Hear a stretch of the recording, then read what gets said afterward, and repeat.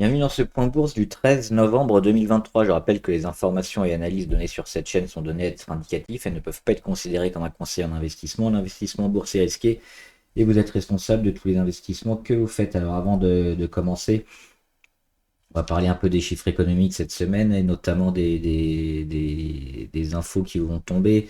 Mardi, on aura l'IPC, l'indice des prix à la consommation, ça mesure l'inflation aux États-Unis à 14h30. Ce sera probablement le début de semaine, les chiffres en début de semaine les plus importants.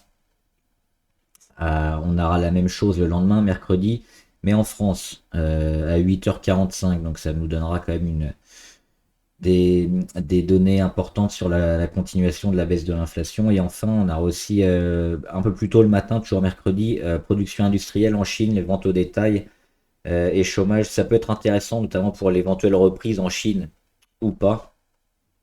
D'autant que mercredi, on a XPeng qui a annoncé ses résultats du troisième trimestre, donc à voir si le marché chinois peut repartir, et avec lui, le marché des véhicules électriques notamment, ça pourrait être intéressant.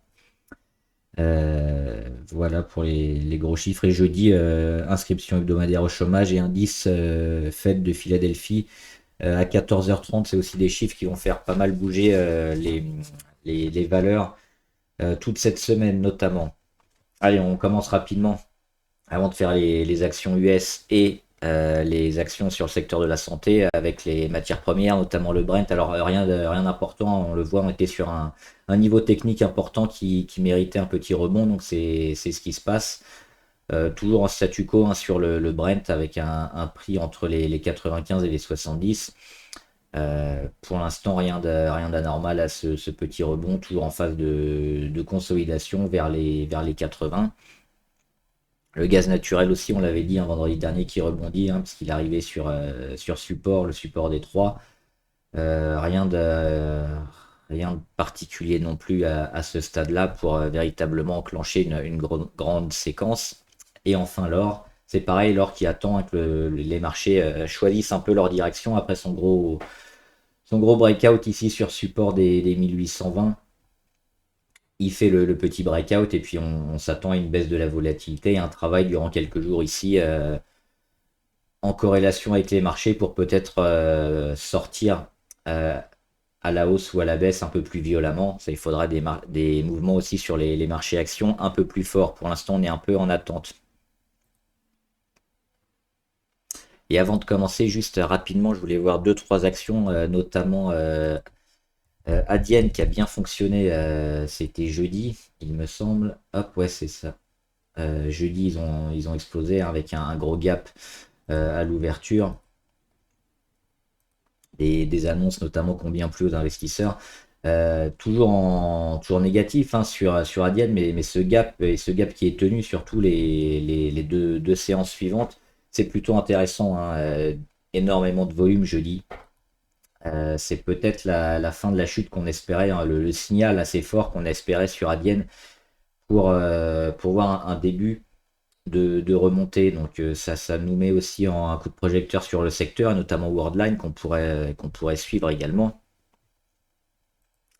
Worldline qui a fait son petit rebond et qui est en train de le tenir, hein, notamment les 12-12. Donc on voit peut-être ici une phase d'accumulation et peut-être un destin similaire qu'Adyen ces prochains jours. Donc peut-être en spéculation, hein, jouer Worldline, ça pourrait être intéressant. On a également alors Edenred sur le CAC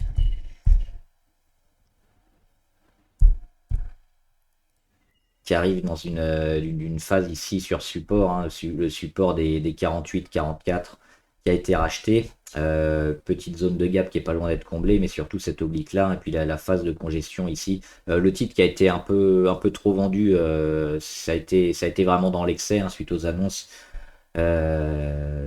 du sous-secrétaire d'État à l'économie notamment, je crois, sur les plafonnements des tickets restaurants. Ce sera certainement racheté, donc on surveille aussi, on est plutôt favorable pour ces prochaines semaines sur Edenred. Et enfin Eiffage intéressant également. Parce qu'on le voit, hein, la correction elle semble peut-être terminée sur Eiffage. avec le rachat sur support ici à 83. L'oblique de correction qui a déjà été testé une première fois mais qui avait été mis en échec. Et là, on est encore une nouvelle fois en train de la tester. Ça pourrait partir cette fois, donc on va attendre quand même la fin de semaine, mais c'est peut-être une action sur laquelle se mettre. Tout comme Accor que je devais avoir ici.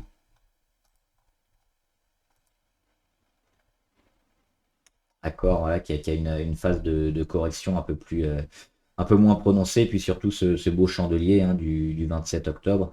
Et là, on est en train de faire le travail pour aller retravailler la moyenne à 200 sur les 31, 31,40 et peut-être un peu plus haut. Donc, c'est des actions qui peuvent partir assez prochainement, assez fort, qui méritent d'être surveillées. On regarde le secteur de la santé pour voir que c'est assez décevant. On arrive dans une période qui peut leur être favorable, mais pour l'instant, il n'y a toujours pas grand-chose hein, sur le secteur santé qui a été un peu vendu, largement vendu ces dernières semaines, ces derniers mois. On le voit avec Abbott Laboratories, qui a un petit support peut-être qui leur permet de survivre sur les 90, mais on voit depuis cet été, hein, 24 juillet, c'est quand même largement baissier, donc plutôt défavorable sur Abbott. AbbVie, c'est la même chose. On avait ce travail ici sur les 144 et on voit qu'on est depuis le mois août-septembre, hein, où on a tapé les plus hauts, on est en phase de correction et on irait bien retravailler les 129 après cette grosse période momentum hein, sur AbbVie, la période probablement de range d'accumulation autour des 144. Et pour l'instant, on ne les tient pas, hein, on va plutôt vers le bas. Bionix Pharma, alors c'est une petite valeur, c'est spéculatif, on est dessus également. On a des beaux volumes hein, qui sont intéressants à mettre en perspective, mais on attend toujours un peu plus de cette valeur qui n'est pas forcément témoin hein, du secteur santé. On va plus être dans le spéculatif, mais qui peut être intéressant à jouer.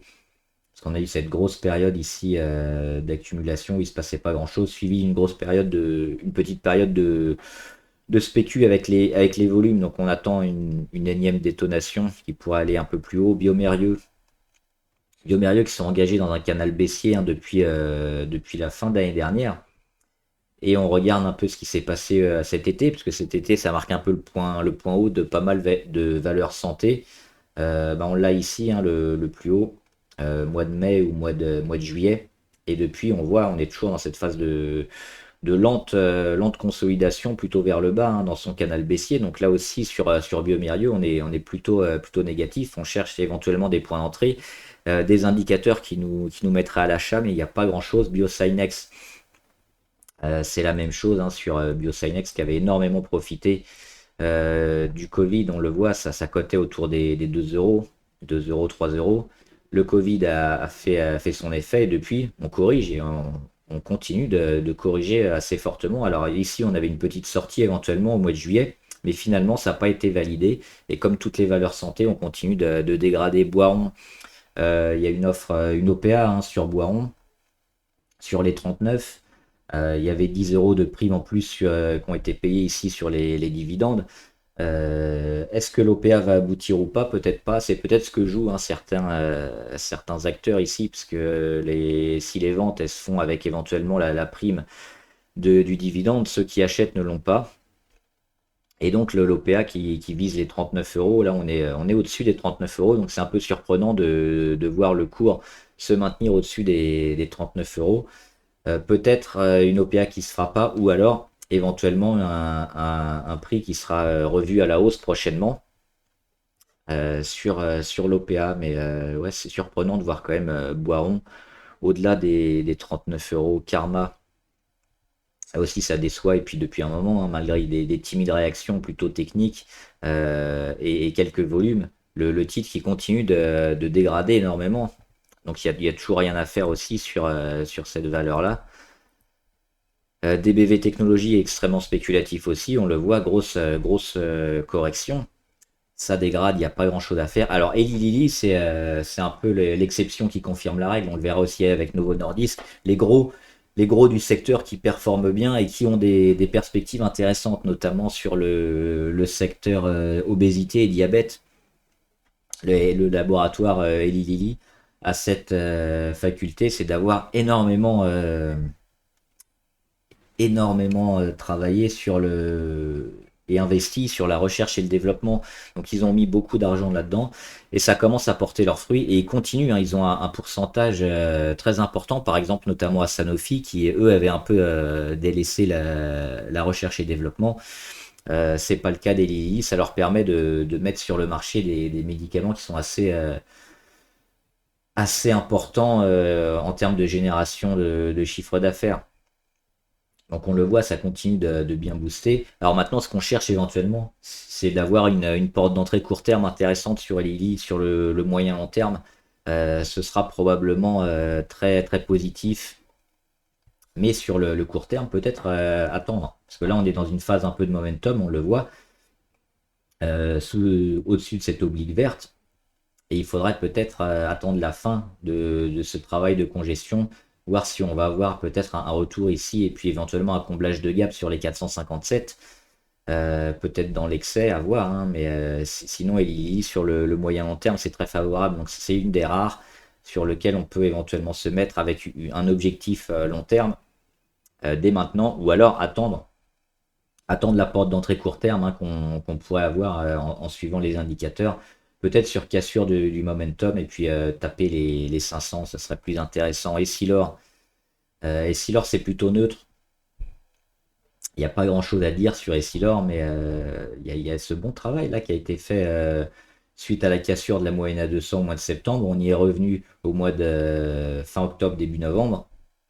Mais on voit qu'on est toujours dans un range et autour duquel il ne se passe pas grand-chose sur Essilor, mais qui résiste mieux quand même que d'autres valeurs santé. EuroAPI, grosse chute d'EuroAPI hein, le 10 octobre.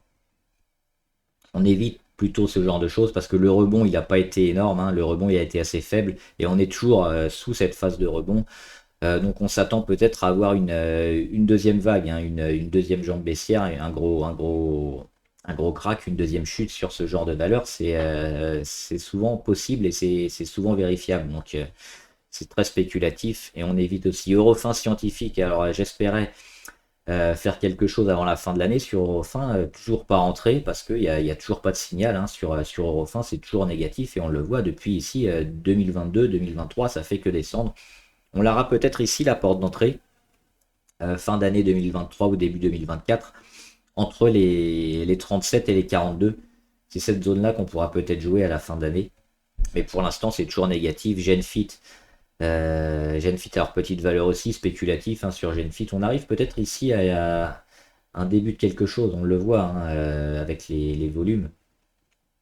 Pas les volumes, pardon, mais la progression hein, des chandeliers et la cassure de quelques moyennes mobiles et puis surtout la cassure ici d'une grande oblique. Ça pourrait être intéressant éventuellement de jouer la spécu sur Genfit, mais on le voit pareil depuis le mois de juin. Donc depuis cet été, hein, le cours ne fait que descendre. C'est le cas sur la plupart du valeurs santé. Genoway, là aussi on s'attend beaucoup à pas mal de spéculations sur les news hein, sur Genoway, qui finalement, si on dézoome, est plutôt neutre depuis le début d'année. On le voit, hein, c'est un range entre les 3,5 et les 4,4. Donc on attend éventuellement des volumes. On en a eu ici une première réaction qui tendrait à se confirmer parce qu'on n'a pas rendu hein, depuis l'explosion du 22 septembre. On est revenu tester les moyennes et on est toujours plutôt positif. Donc dans une optique spécu, Genoway, ça peut se tenter. Inet Pharma, faudrait qu'il se fasse racheter éventuellement par une OPA, ça serait intéressant parce qu'on valorise maintenant assez bas hein, sur Inet Pharma. Ça peut intéresser pas mal de labos. Maintenant, c'est pareil, les performances depuis cet été, on le voit ici, septembre et avant, ici le 9 juin, ça fait encore que descendre. Alors on a peut-être le bas, hein, les supports intéressants sur les 2 ou les 2,1 qui peuvent peut-être permettre au titre d'accumuler sur ces niveaux-là. Mais on n'a pas encore le signal, on est toujours plutôt négatif sur Inet Pharma. Ipsen, on les suivait ici, cassure de la moyenne à 200. Deuxième chance ici sur l'oblique long terme. Assez long terme, hein, 2021, sur toute l'année 2021. qui a été confirmée été 2022. Donc c'est peut-être une zone de réaction ici. Il faudra voir auquel cas acheter, hein, si on a un début de réaction. On l'a aujourd'hui. Il faudra que ça se confirme ici. On va hop, se placer ici pour voir ce qu'il va faire cette semaine, hein, Ibsen. Mais tant qu'on ne casse pas cette oblique-là, on est toujours aussi négatif à court terme. Donc attendre la cassure, on va éventuellement se mettre en anticipation. Mais sur Ibsen, c'est un peu mieux quand même sur le moyen long terme, hein, on le voit, les valeurs santé. Parce on est très légèrement en baisse par rapport au mois de juillet, hein. On cotait sur les 112, on est sur les 106. Donc c'est des valeurs qui sont encore en progression par rapport à d'autres. Peut-être à privilégier Johnson Johnson, qui est un gros, hein, qui a fait une belle année 2020-2021. Après, c'est mis dans un range, et le range, elle est en train de le casser par le bas. Donc ça, c'est un peu inquiétant sur Johnson. La cassure ici des 150 à la baisse, une fois et une deuxième fois. Donc on n'arrive pas à se maintenir ici. Tout n'est pas bon, hein, sur le secteur de la santé. Beaucoup sont en train de chuter. Et à part les quelques gros qui s'en sortent, c'est plutôt moyen. Pareil, Moderna qui a profité du Covid énormément et qui depuis a pas mal de mal. On l'avait vu ici avec ce beau chandelier du 2 novembre. Et on surveille la moitié du chandelier, hein, c'est les 67,7 à tenir. On est venu les frôler, on est venu mêcher ces derniers jours. C'est peut-être intéressant parce qu'on a le rapprochement des Bollinger qui est en train de se faire. Mais pour l'instant, on reste négatif. Si on a un début de réaction ici, en cette fin de semaine prochaine, ça pourrait être intéressant. Mais pour l'instant, c'est encore une déception sur le secteur de la santé. Puis Novo Nordisk, c'est comme Eli Lilly, très présent, hein, sur le secteur obésité et diabète notamment, avec des médicaments qui rapportent énormément. Et un momentum toujours très fort. Alors si on veut rentrer, on attendra plutôt une porte d'entrée court terme intéressante, notamment entre l'oblique verte et l'oblique blanche. L'oblique blanche, c'est un peu la médiane, hein, on le voit, souvent ça corrige, donc c'est pas forcément le meilleur moment pour rentrer. Peut-être ici, hein, sur les 90 ou sous les 95, ça pourrait être intéressant. Mais pareil, comme sur Eli Lilly, c'est plutôt à moyen et long terme une valeur intéressante. Maintenant, à court terme, on attendra un petit repli et une consolidation pour se placer sur Eli Lilly, qui a fait un gros gap, hein, sur les 80 et qui est possiblement pas prête de le combler. Et on a éventuellement ici une zone de support sur les 86, mais plus précisément, hein, l'oblique verte ici sur les plus hauts, qui nous amènera peut-être une zone de réaction les prochaines semaines. Donc si on veut rentrer, peut-être attendre une petite correction sur Pfizer, hein. Pas mal de labos qui font des vaccins notamment ont pas mal de mal, et on le voit, hein, depuis ici le fin d'année 2021, décembre 2021, on corrige énormément malgré une tentative de réaction, hein, en fin 2022. On continue de suivre cette oblique, et puis on a cassé là récemment les 30,8. Ça c'est inquiétant parce qu'on avait une belle chance de réaction et on l'a finalement cassé à la baisse. Donc Pfizer aussi déçoit et ira peut-être sur les 23,44 ou avant les 26,90. Mais pour l'instant, c'est également en descente. Sanofi, ce qu'on disait avec les gros labos américains et norvégiens, Sanofi a déçu parce qu'ils avaient pas assez de moyens alloués à la recherche et au développement. Ils en ont alloué récemment et c'est ça qui a fait un peu décrocher le titre. Ça va mettre des mois et des années avant de produire ses fruits, hein, de la recherche et développement, les phases d'essai, les validations en phase 1, phase 2, avant la mise sur le marché qui va effectivement rapporter du chiffre d'affaires. Ça va mettre beaucoup de temps. Donc Sanofi a perdu un peu de temps là-dessus. Et les gains futurs qui sont attendus vont certainement arriver pas avant 2025. Donc on est dans une période un peu de transition sur Sanofi. Le marché l'a sanctionné, le marché reviendra certainement quand on aura des bonnes nouvelles sur les médicaments qui seront produits d'ici là. Sartorius, on le voit, belle oblique ici, hein, sur le 26 novembre, 7 février, on est toujours en dessous. Donc pour l'instant, il n'y a rien à faire, il faut toujours attendre. On a une belle zone de support certainement qui sera travaillée entre les 132 et les 149. mais ça nous mène certainement au début d'année 2024. On va le voir ici, on sera au mois de janvier ici. Donc toute cette zone-là à travailler. Et puis si enfin on arrive à partir vers le haut, peut-être se réintéresser à Sartorius, mais on le voit sur le secteur de la santé. On visera certainement décembre 2023 ou janvier 2024 avant d'effectuer un rebond. United Health, alors ça c'est un très gros, hein, c'est le secteur notamment de l'assurance santé, assurance maladie aux États-Unis. Grosse phase de momentum, suivie d'une phase de range hein, depuis le printemps 2022. Et pour l'instant, on le tient plutôt bien. Il ne faudrait pas qu'il y ait une cassure vers le bas, comme sur certains. On l'a vu sur Johnson Johnson, ça part plutôt vers le bas. Sur United Health, qui est vraiment un mastodonte, hein, on est plutôt vers le haut. Donc on serait plutôt à les casser encore et à progresser vers le haut. On surveille les 541. On le voit, on est en embuscade. Hein. On les a testés une fois, on le teste une deuxième fois, et puis on rend pas grand-chose. Donc ça, c'est plutôt fort hein, sur United Health.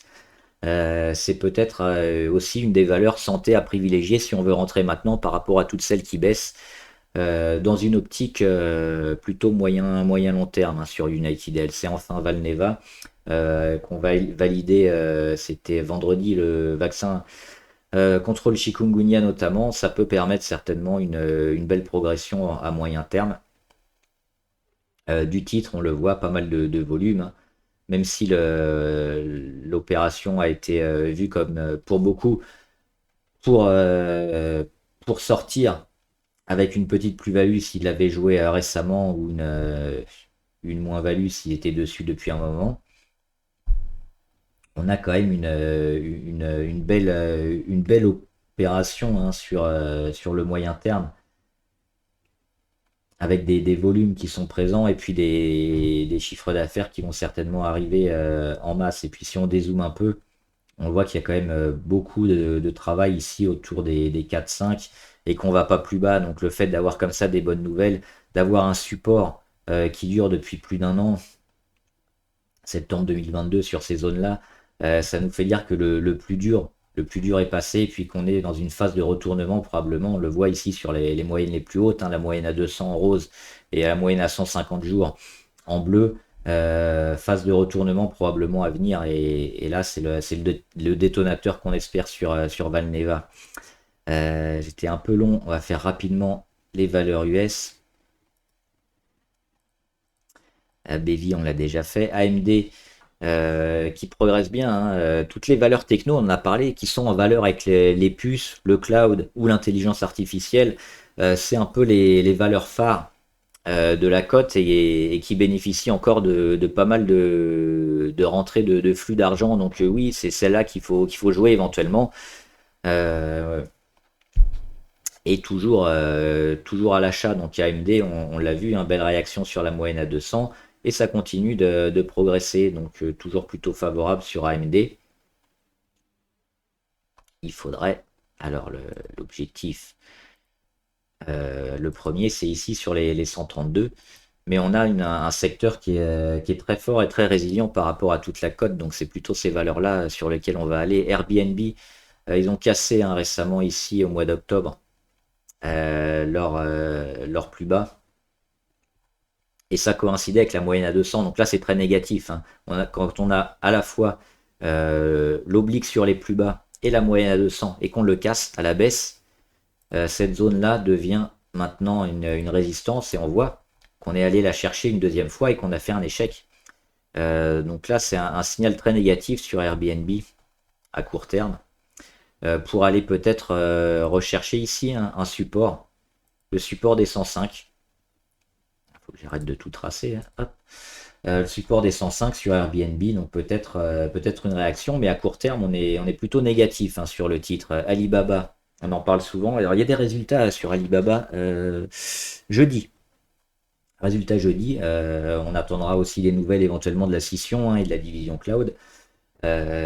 Plutôt optimiste quand même à moyen long terme sur Alibaba. Les chiffres vont être importants. Hein. On est quand même en phase de retournement sur ce qui s'est passé depuis le début d'année au troisième trimestre. Donc plutôt favorable. On attendra quand même la confirmation des résultats et puis le début effectif du retournement pour rentrer peut-être au meilleur prix. Hop, mais on voit qu'on a pas mal de cassures à chaque fois. Ça part pas. Et je pense que les détonateurs des résultats jeudi peuvent être intéressants. On risque d'avoir un gap éventuellement haussier qu'on peut jouer. Il faudra voir si je le joue ou pas mercredi. Ça peut être intéressant quand même sur Alibaba, qui en plus de son travail hein, de commerce en ligne, est très impliqué sur l'IA. Et donc le marché qui est un peu le vent en poupe est le marché le plus porteur en ce moment, hein, à l'intelligence artificielle. Donc oui, ça peut éventuellement se jouer. On voit ici, on a une petite correction qui a été cassée. Breakout, pullback, et puis là on est en train de s'éloigner hein, de cette oblique rouge, donc plutôt bien hein, quand même sur Alibaba, ça peut se tenter. Alphabet, bah, comme Microsoft et tout, les gros hein, sur l'IA toujours, très favorable. Très favorable, moi je suis dessus. L'objectif c'est d'aller chercher les 150 et même plus hein, prochainement. La porte d'entrée elle semble plutôt correcte. Amazon. Amazon également hein, intéressant. Eux aussi ils sont comme Alibaba, ils ont une division cloud et IA assez importante. Donc ça peut être intéressant aussi de favoriser ces entreprises-là. À court terme, là, on va arriver sur une zone importante, c'est les 146 sur Amazon. Il faudrait voir la force de réaction aussi, éventuellement les résultats annoncés. À court terme, on attendra peut-être un retour sur les 130 ou une cassure franche des 146. Là, on est véritablement entre deux. Mais dans une optique moyen-long terme, c'est pareil, c'est une valeur qui va certainement encore bien performer jusqu'au printemps 2024. Donc plutôt intéressant à surveiller quand même les points d'entrée qui ne sont pas forcément le mieux sur Amazon actuellement. Apple, on avait une petite phase de correction ici et la cassure le 6 novembre. Et depuis, on fait que monter. On a réussi à se mettre au-dessus des Bollinger. Donc une belle zone ici, un beau signal, hein, un beau signal d'achat sur Apple.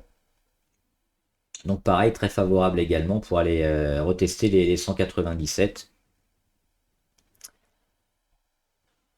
Berkshire Hathaway. Alors ça c'est la A. La B c'est celle qu'on peut acheter, hein, parce que là elle est à 1,5 million de dollars.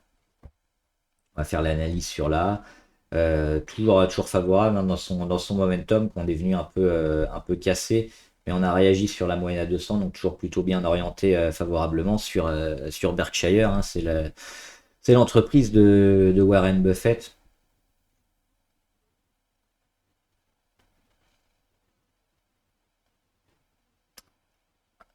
Après, Coca-Cola. Coca-Cola, ils sont un peu décevants, mais ils ont réagi sur un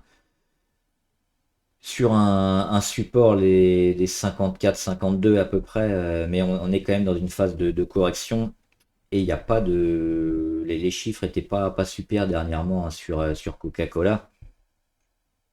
On le voit, ça pourrait se retourner plutôt à la baisse, donc plutôt une période un peu d'attentisme à avoir sur Coca-Cola et de chandelier pour nous mettre un peu plus de points d'impact et de temps de construction avant de prendre une décision sur le titre. Éventuellement un travail ici sur les 54 qui pourrait être intéressant avant de repartir. Donc c'est cette zone-là qu'on pourrait viser si on veut acheter Coca-Cola dans les prochaines semaines. Pour l'instant, on va éviter. DocuSign intéressant parce qu'on revient sur des supports intéressants à 39,5 et on le voit, la volatilité est assez basse. Ça a énormément profité aussi du Covid, hein, avec les signatures électroniques, notamment la validation. Hop, on va le voir ici. 2018-2019, et puis le Covid, ça a explosé. Tout est retombé. Et on retrouve les valorisations d'avant Covid sur DocuSign. Et finalement, cette grosse période de baisse avec des baisses très importantes, hein, parce qu'on est passé de plus de 300 dollars à moins de 100 dollars. On cote même à moins de 50 actuellement. Au niveau valorisation, il y a des risques de chute sont assez modérés maintenant, parce qu'on a tellement perdu on se retrouve ici sur des supports qui risquent d'être achetés continuellement Donc pareil, la même chose, c'est éventuellement surveiller les résultats. Alors il n'y en aura pas, je crois, la semaine prochaine, il faudrait que je vérifie. Mais voir quand même si les résultats sont achetés prochainement pour le troisième trimestre, ça pourrait relancer un peu d'OcuSign. Donc à acheter éventuellement sur un gros signal, un gros chandelier vert dans cette zone-là, hein, autour des 40-42. Et Lilly, on l'a vu tout à l'heure. Ford. Ford, ils sont intéressants parce qu'ils sont sur une zone pivot ici, et puis tout le secteur auto, euh, sur sur les 10 environ, hein, les 9,60. On le voit, c'est un support extrêmement marqué sur Ford, qui avait permis un rebond au mois de juin 2022, au mois d'octobre 2022, au mois de décembre 2022, et là on est revenu le tester octobre 2023 et novembre 2023. Si on le lâche, si on le lâche, ce sera très négatif sur Ford. Et on ira peut-être ici, hein, hop, sur les 8 en gros. Ce sera l'objectif de rebond prochain si on casse. Par contre, si on revient, on va s'attendre à pas mal de construction, mais certainement pas une reprise en V, hein, du secteur auto, à moins d'avoir des bonnes nouvelles. On compte pas trop là-dessus. Ou alors la division électrique de Ford qui pourrait peut-être permettre aux constructeurs d'avoir plus de visibilité. C'est ces chiffres-là qu'on surveillera avec éventuellement un rebond pour se placer sur le constructeur auto américain. Harmony Gold, bah, il faudra attendre aussi le sens des marchés, le sens de l'or, hein. Si les marchés peinent un peu et que l'or parvient à exploser, bah, toutes les minières vont plutôt bien le prendre. Et sur Harmony Gold, on pourrait espérer aller taper à nouveau les 5,4 et peut-être plus, hein. Ce serait la confirmation d'une belle séquence sur l'or. Ça voudra dire aussi que la plupart des marchés seraient dans le rouge. Pour l'instant, on est en attente. On va certainement temporiser aussi cette semaine par là vers les 4,7 avant d'avoir une grosse info sur le cours de l'or. HubSpot en phase de consolidation, donc toute cette phase-là, hein, sur lequel on peut regarder ce qui se passe sur le titre, ne pas investir. Et, et, euh, et voir un peu ce qui va se passer, les points d'impact marqués, hein, parce qu'on n'a toujours pas le troisième point d'impact sur la correction du titre. On a un support autour des 403, 425 qui pour l'instant est bien acheté. Mais on le voit, ça demande encore pas mal de construction dans le temps. Et c'est certainement au mois de décembre ou au mois de janvier qu'on aura une belle sortie qui pourra nous offrir une séquence un peu plus forte dans le temps sur lequel on pourra se placer donc sur HubSpot. On peut espérer quoi? Un troisième point d'impact, un retour ici sur support et une cassure. Donc éventuellement acheter ici, hein, on le voit fin décembre, début janvier, ou alors ici début janvier ou mi-janvier, si c'est ce scénario qui se réalise. Maintenant, on n'a pas assez de données, donc hop, attendre et surveiller HubSpot. Intel, bah, Intel, comme toutes les valeurs IA et informatique technologique, c'est les valeurs qui ont le vent en poupe, donc sur lesquelles on peut peut-être avoir une vision moyen terme plutôt intéressante. Sur Intel, il y a un petit échec ici sur les 39, mais on voit qu'on est en embuscade et qu'on lâche pas grand-chose, hein. Secteur techno qui est plutôt en forme, donc c'est plutôt ces valeurs-là qu'il faut acheter. Alors là, le point d'entrée est pas terrible, mais il faudra, si on casse, franchement, avec des résultats éventuellement, des annonces sur Intel, ça pourrait être intéressant quand même de se remettre dessus, hein, ou sur AMD. Sinon, sur un repli. Mais les replis, ils sont souvent achetés, on le voit, et de plus en plus haut. Donc le repli sur les 34 pourrait être intéressant sur Intel. Johnson, on l'a déjà fait. McDonald's. McDonald's, un peu comme Coca-Cola, hein, les valeurs un peu de consommation, on va le voir après sur Walmart aussi, ont été un peu délaissées dernièrement.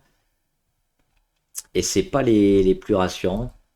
C'est pas les valeurs sur lesquelles on a envie d'investir actuellement. Toujours en phase de correction. On a ce travail ici sur la moyenne à 200 avec la cassure. Le rebond, premièrement, rebond technique, et puis toujours sous la phase de correction, sous la moyenne à 200 qui est en train de s'aplatir et de se retourner. Plutôt inquiétant ce que met McDonald's. Donc on surveillera les prochaines semaines. Mais là, il a fait son rebond qui est plutôt du rebond technique. On est revenu dans la zone énormément travaillée, on le voit depuis fin d'année 2022, début 2023, la zone entre les 256 et les 277. Mais pour l'instant, c'est plutôt avec une dynamique négative hein, sur le titre. Donc attention, si on est sur McDonald's, on va certainement aller un peu plus bas. Meta Platform avec le secteur publicitaire hein, qui est en train de repartir un peu à la hausse, ce qui a permis à Meta de revenir. Et hop, on le voit, hein, avec ces gros échecs ici sur la résistance à 326, on est en train de la casser. Alors il faudra que ce soit confirmé ces prochains jours. Mais les données hein, sur les chiffres de la pub hein, qui sont en hausse, et Meta Platform, on l'a peut-être vu, hein, qui est en train de donner un nouvel élan à sa plateforme avec une version payante où il y aurait moins de pubs, pourrait apporter encore des chiffres d'affaires et pas mal d'argent sur l'entreprise. Donc, comme l'avait fait Netflix hein, dernièrement avec son partage de comptes qu'elle avait un peu abandonné, ça avait apporté plus de revenus parce que finalement, les gens ne sont pas désabonnés, les gens ont payé. Donc sur Meta Platform, ça pourrait être un peu la même chose. La version payante pourrait être plébiscitée et apporter pas mal une nouvelle source de revenus à Meta Platform. Donc c'est plutôt favorable ce qu'elle nous met maintenant. Hop, et c'est cette zone hein, des 300, hop, 326. Il n'y a pas de dividende, ça doit tomber juste quelque part, voilà. Donc plutôt favorable aussi sur Meta. Hein. Et puis Meta, c'est aussi quelque part l'intelligence artificielle. On sait qu'on a des données comme sur Google ou Microsoft qui sont très importantes là-dessus. Donc c'est le présent et c'est peut-être aussi l'avenir. Microsoft, des leaders sur le cloud, sur l'intelligence artificielle, le secteur aussi des ordinateurs personnels hein, qui revient un peu fort. Donc sur Microsoft, toujours très favorable. Et puis on vient de taper encore un plus haut historique hier. 365, hein, ça a été cassé. On va le mettre en vert. Hop. Le point d'entrée pas forcément idéal, mais sur le moyen long terme, on sera très certainement gagnant aussi sur Microsoft. On commence à aller haut, mais des fois on est capable de lancer une séquence très forte. On surveillera la moyenne à 20, notamment si on veut rentrer très prochainement. Hein, la cassure de la moyenne à 20 à la baisse, ça pourrait être intéressant parce que ça nous donnera une nouvelle porte d'entrée quand on viendra à la recasser à la hausse. Pour l'instant, c'est pas le cas. C'est une grosse séquence que nous met Microsoft. Donc, si on est dessus, il n'y a rien à faire. Si on veut rentrer, on rentre dans une optique long terme. Si on veut rentrer dans une optique court terme, il faut attendre un retracement parce que c'est pas le meilleur des moments actuellement. Netflix, j'en parlais avec sa stratégie hein, de partage de comptes avorté, qui a apporté de nouveaux abonnements. On est toujours bon hein, sur Netflix, mais on a cette résistance à 457 qui a quand même mis en échec le titre pas mal de fois. Et là, on arrive, hop, ici à cette phase un peu de congestion qui va être intéressante hein, en cette fin d'année et qu'on va pouvoir surveiller. Donc cassure vers le haut, ça peut être intéressant de se replacer sur Netflix. Cassure vers le bas, on attendra le support pour éventuellement racheter ou avoir une tendance plus négative sur le titre. Donc une belle zone de travail ici tout novembre-décembre sur Netflix. Nike. Alors Nike, il faut attendre.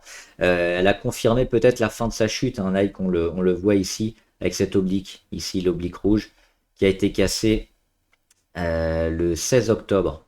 Derrière, qu'est-ce qu'elle fait? Elle va tester sa moyenne à 200. Échec, c'est normal, hein, sur les mêmes niveaux, autour des 114, un peu plus bas hein, sur les 110. On va retravailler ici. On va le marquer. Hein, hop. Cassure ici, travail de la moyenne à 200. Échec, on revient tester les 101 et c'est ce travail-là qui va être intéressant. Est-ce qu'on va accumuler ici et repartir? Auquel cas, il faudra acheter hop, cette zone-là. Ou alors on retravaille sur support et on recasse. Et là, c'est plutôt négatif. Donc c'est ces deux scénarios qu'il faudra surveiller sur Nike. Éventuellement la cassure ici au mois de décembre, janvier, hein, peut-être, pour à nouveau attaquer la moyenne à 200 et peut-être le début de la remontée sur Nike, ça peut être intéressant, mais ça demande encore pas mal de construction.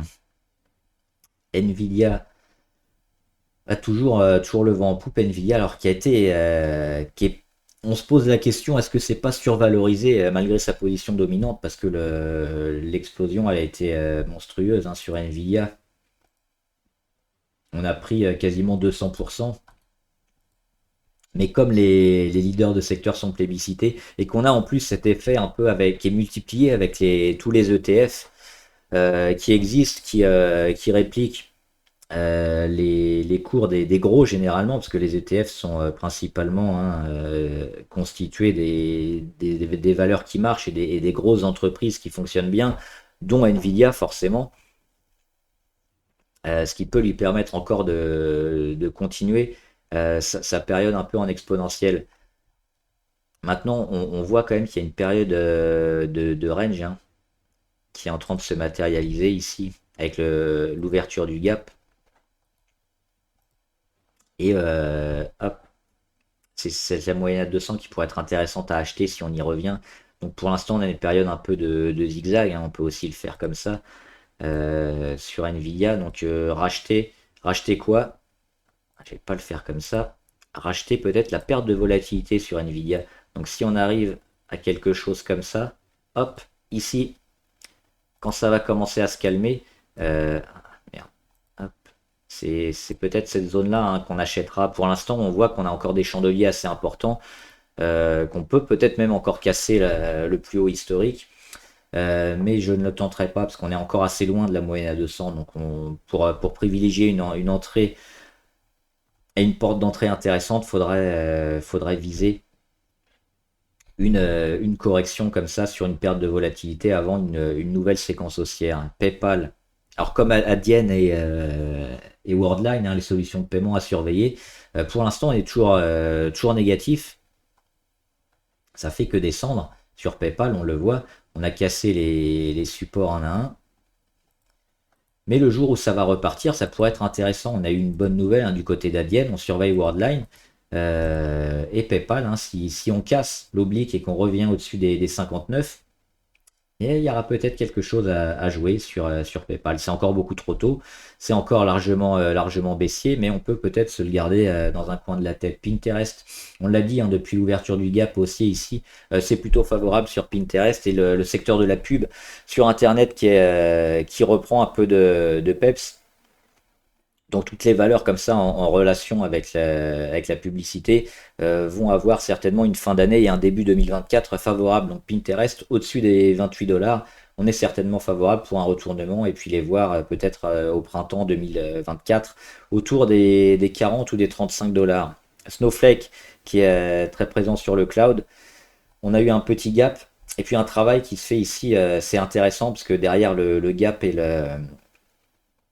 et l'explosion, hein, on ne rend pas, on se maintient ici et il y a un phénomène d'accumulation qui est en train de se faire sur Snowflake. Moi je suis en position toujours dessus et on attend quoi? On attend la grande poussée enfin, après quand même pas mal de séquences. La première ici, des 405 au 115, c'est la première figure. La deuxième, ici, hein, sur cassure de la première figure, on est allé taper les 205, les 122. Donc un plus haut, plus bas, un plus bas, plus haut, donc perte de volatilité. La troisième, elle commence ici, hein, sur la cassure de la deuxième figure. On va chercher des plus hauts encore plus bas. Les plus bas, bah, toujours plus haut, hein, que les 122. On a travaillé énormément les 147, on les a un petit peu enfoncés, mais on est toujours beaucoup plus haut que les 122. Donc on voit cette figure qui s'amenuise, hein, en intensité, en volatilité, et qui devrait partir vers les plus hauts certainement ces prochaines semaines. Tesla qui ont annoncé des chiffres moyens, parce qu'on a énormément vendu sur Tesla, mais on a coupé les prix. On a perdu un peu en volume, on a perdu énormément en chiffre d'affaires en baissant les prix des véhicules. ce qui est pas rassurant. On est en train de travailler ici la moyenne à 200 plutôt à la baisse, hein. Même si c'est pas tout à fait validé. Sur Tesla, il faudrait. Alors le scénario positif, il est ici, sur cette oblique-là, hein, la grande oblique rouge. Donc il faudrait retravailler ici et puis casser les 250, 260 pour lancer la belle séquence. Mais moi j'ai un scénario plutôt contraire avec un retour ici sur les 206 et les 150, les 160 qui pourraient être achetés. Il faudra voir aussi la force, hein, du marché de l'emploi aux États-Unis qui commence à baisser. Le renouvellement du parc auto, mais là aussi sur Tesla, hein, ils vont devoir faire face à pas mal de concurrence parce qu'ils ont été un peu précurseurs, mais ils sont en train de perdre pas mal de parts de marché de la part d'autres constructeurs automobiles, que ce soit les traditionnels ou les Chinois notamment. Donc sur Tesla, ils sont un peu sous pression en ce moment. Donc à voir ces prochaines semaines. Pour l'instant, on est dans la zone un peu la zone de travail ici, hein, sur lequel il est difficile de voir pour l'instant le sens.